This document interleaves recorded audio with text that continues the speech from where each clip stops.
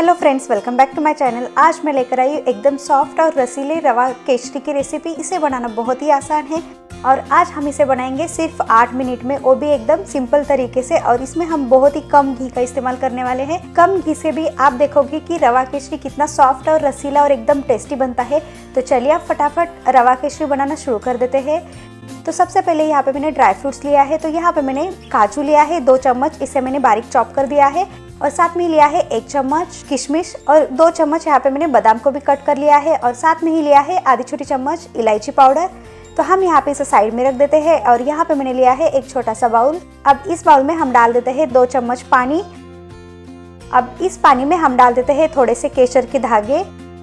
रवा केसरी है इसलिए यहाँ पे मैंने केसर का इस्तेमाल किया है। अगर आपके पास नहीं है तो आप इसे स्किप भी कर सकते हैं। तो हम इसे सोक करने के लिए रख देते हैं ताकि केसर का कलर एकदम बढ़िया सा उतर जाए। तो हम इसे भी साइड में रख देते हैं। और यहाँ पे मैंने लिया है आधा कप सूजी।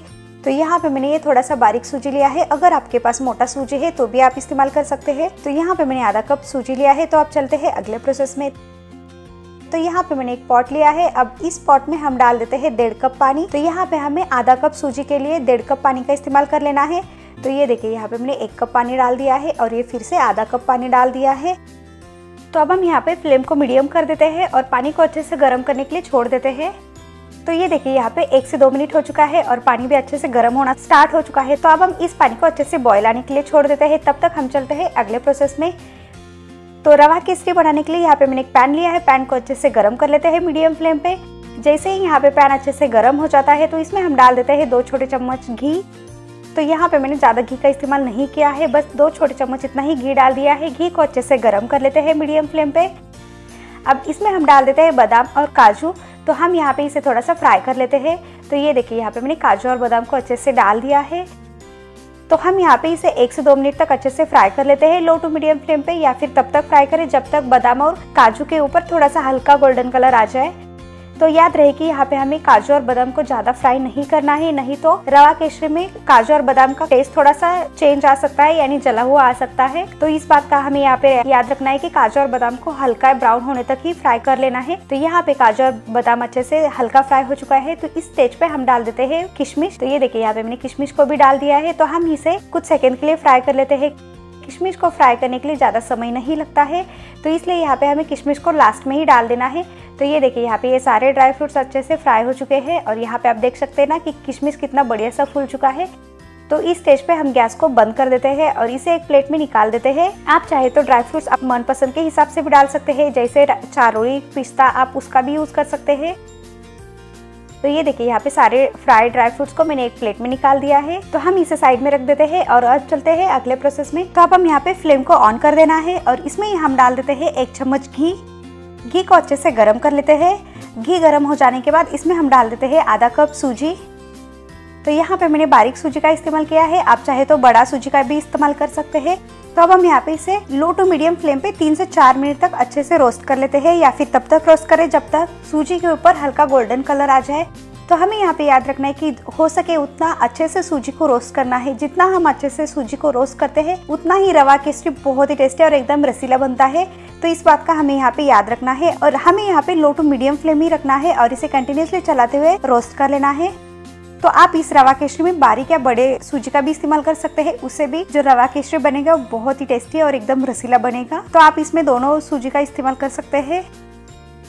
तो ये देखिए यहाँ पे मैंने इसे कंटिन्यूसली चलाते हुए रोस्ट कर लिया है। तो यहाँ पे आप देख सकते हैं कि 4 मिनट हो जाने के बाद जो सूजी है इसके ऊपर बढ़िया सा गोल्डन कलर आ चुका है। तो हमें यहाँ पे सूजी को ज्यादा भूनना नहीं है। तो यहाँ पे ये सूजी एकदम परफेक्टली भून चुका है। तो हमें अच्छे से सूजी को रोस्ट करने के लिए कम से कम 3 से 4 मिनट लग सकते हैं। तो यहाँ पे हमारी सूजी परफेक्टली रोस्ट हो चुका है। तो अब हम यहाँ पे इसे एक प्लेट में निकाल देते हैं।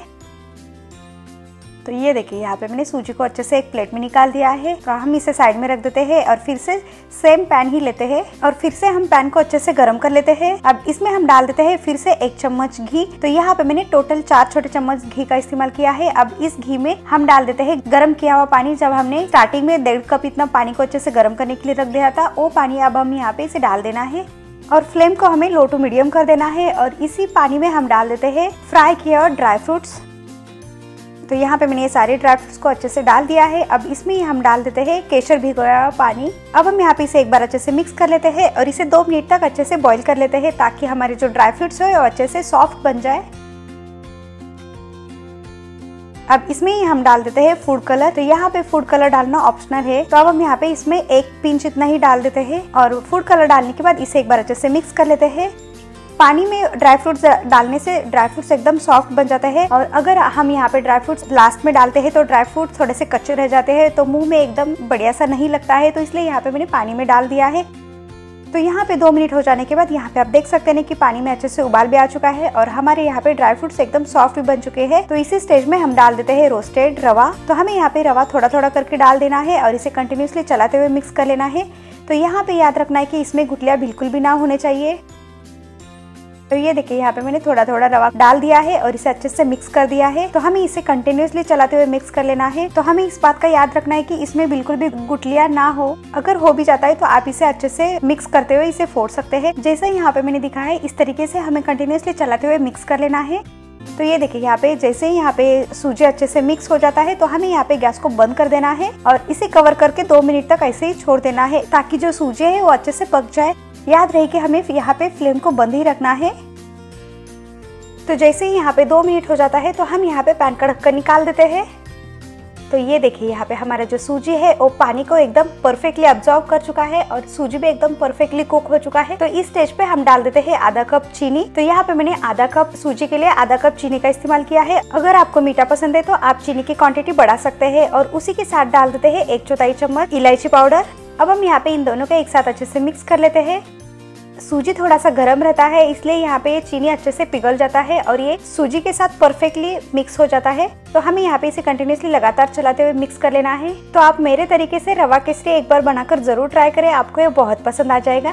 तो ये देखिए यहाँ पे आप देख सकते हैं ना कि चीनी अच्छे से डिजोल्व हो चुका है और यहाँ पे ये फिर से लिक्विडी फॉर्म में आ चुका है। तो हमें इसे कंटिन्यूसली लगातार चलाते हुए मिक्स कर लेना है और इसमें भी हमें बिल्कुल भी गुठलियाँ नहीं होने देना है।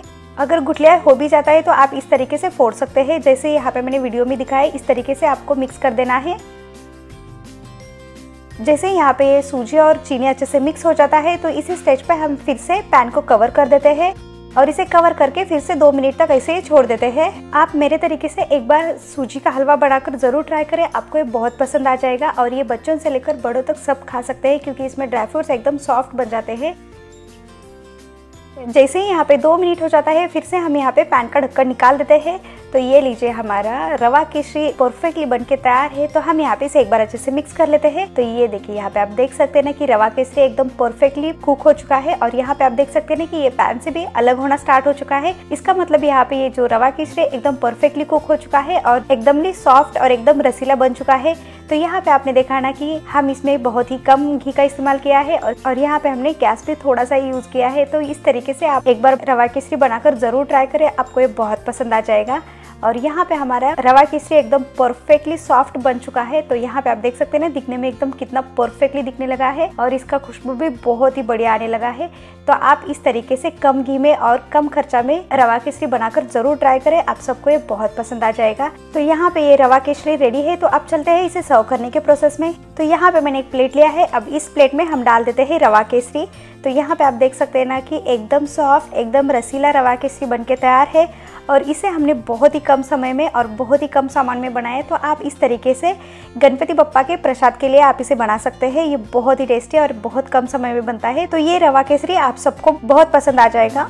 तो यहाँ पे मैंने एक सर्विंग प्लेट लिया है और एक बाउल में मैंने रवा केसरी को अच्छे से फिल किया था और वो बाउल मैंने इस सर्विंग प्लेट में रख दिया है। और ये देखिए यहाँ पे आप देख सकते हैं ना कि रवा केसरी दिखने में कितना परफेक्टली दिखने लगा है और ये बहुत ही सॉफ्ट एकदम रसीला बनके तैयार है।